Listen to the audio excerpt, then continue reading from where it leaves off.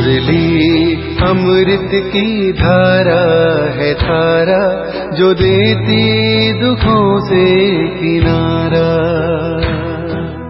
मुरली अमृत की धारा है धारा, जो देती दुखों से किनारा। भूले जीवन में हो जाए शिव बाबा मुरली में समझाए। भूले जीवन में हो जाए शिव बाबा मुरली में समझाए।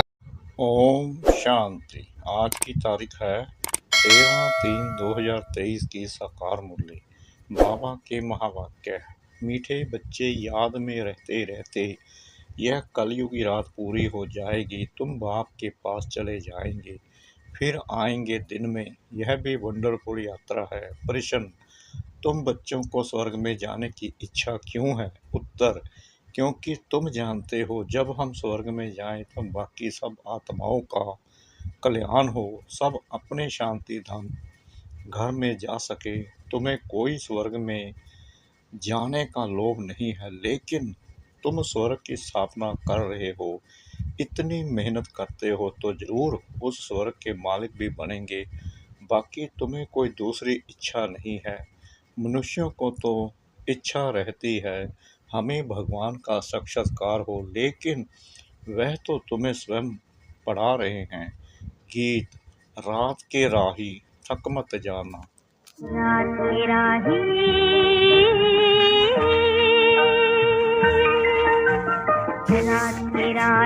थक मत जाना, सुबह की मंजिल दूर नहीं थक मत जाना। ओम शांति।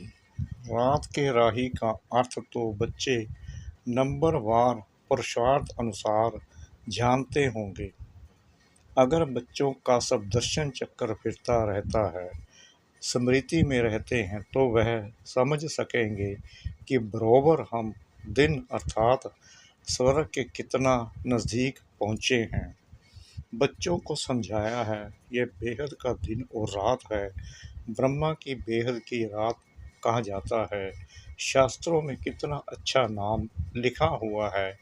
ऐसे नहीं कहा जाएगा कि लक्ष्मी नारायण की भी रात होगी, नहीं। ब्रह्मा का दिन ब्रह्मा की रात कहा जाता है।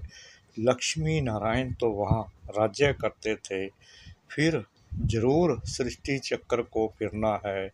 लक्ष्मी नारायण का राज्य फिर सतयुग में आना है। सतयुग के बाद त्रेता, द्वापर, कलयुग जरूर आना है, तो जरूर सतयुग में फिर वही राजा होना चाहिए। यह ज्ञान सिर्फ शिव बाबा ही ब्रह्मा द्वारा तुम बच्चों को देते हैं, इसलिए तुमको ही यह सृष्टि चक्र का ज्ञान है, देवताओं को नहीं है। तुम ब्राह्मणों की बुद्धि में यह चक्कर फिरता है, इसलिए नाम रखा है ब्रह्मा और ब्रह्म कुमार।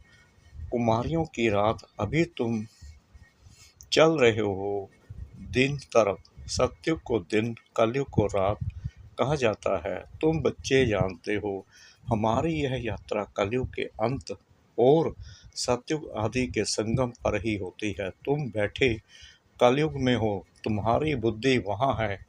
आत्मा को समझना है।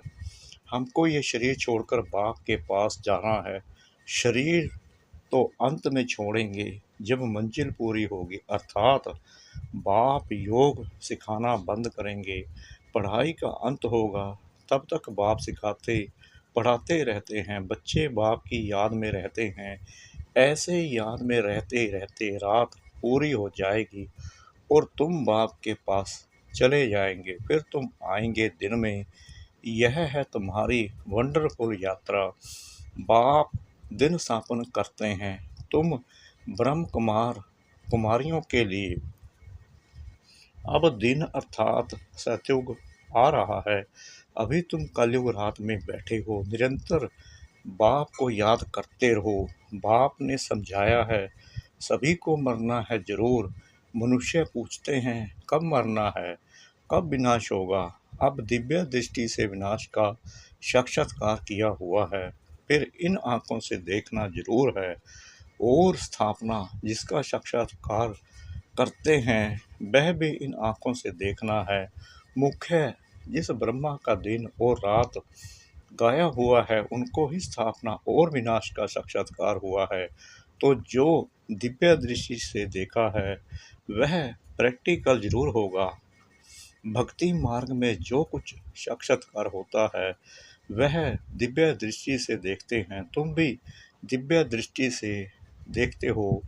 तुमको किसी चीज की इच्छा नहीं रहती है।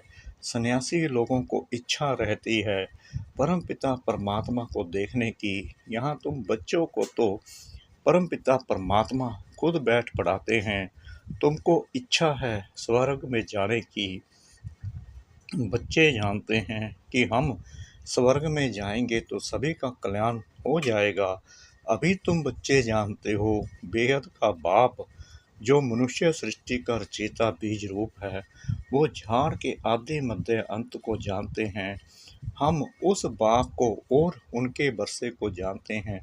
जैसे वह झाड़ होते हैं जानते हैं यह आम का झाड़ है।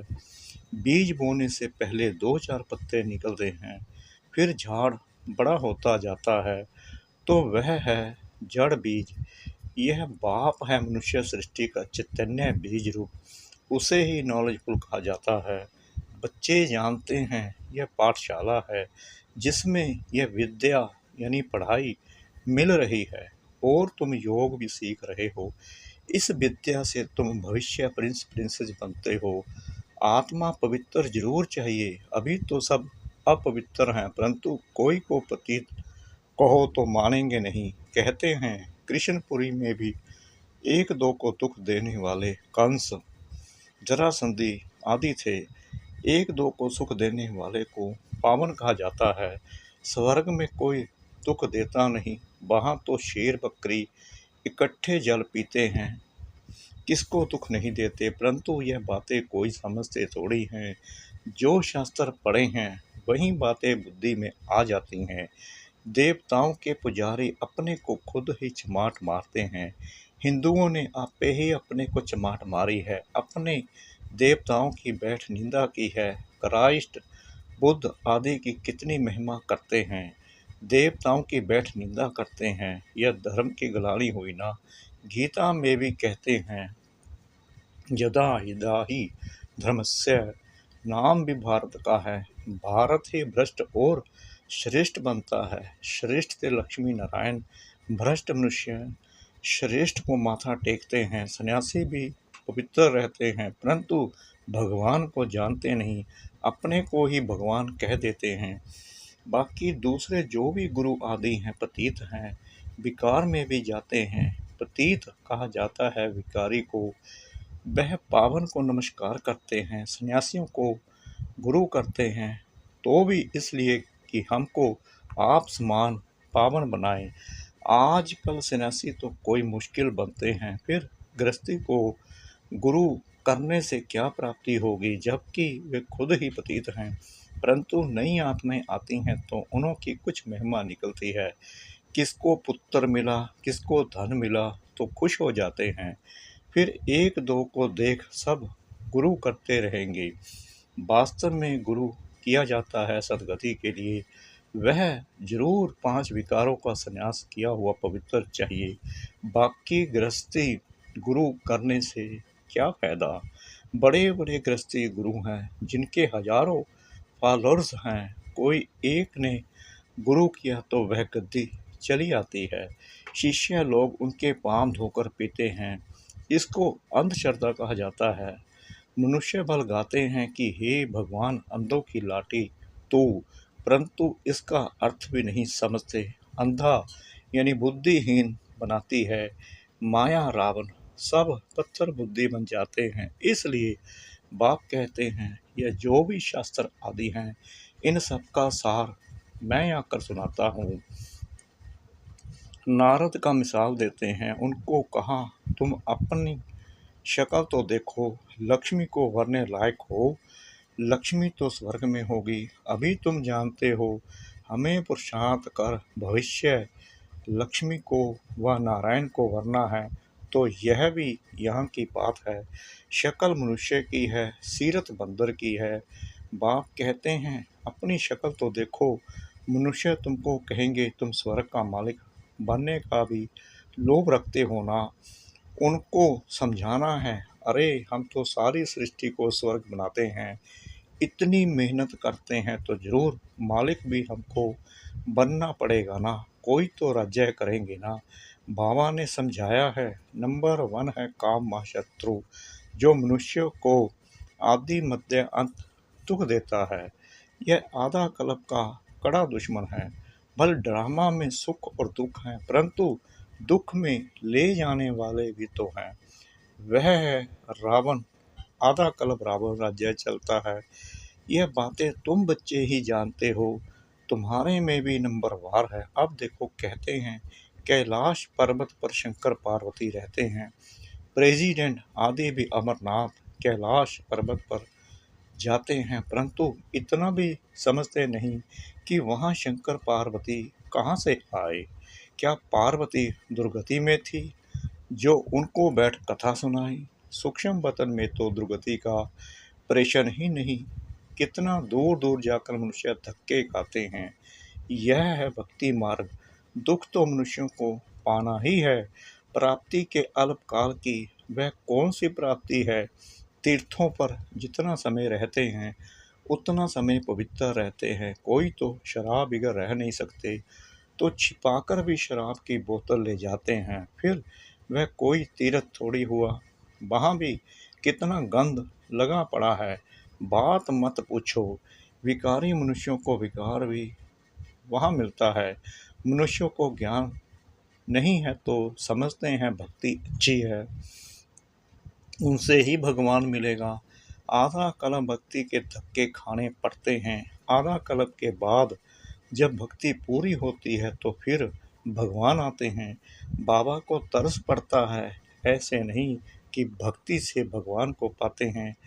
ऐसा होता तो फिर भगवान को पुकारते क्यों, याद क्यों करते? भगवान कब मिलता है यह समझते नहीं हैं। भक्ति से श्री कृष्ण का साक्षात्कार हुआ तो बस समझते उनको भगवान मिल गया। बैकुंठ वासी हुआ, श्री कृष्ण का दर्शन हुआ, बस चला गया श्री कृष्ण पुरी।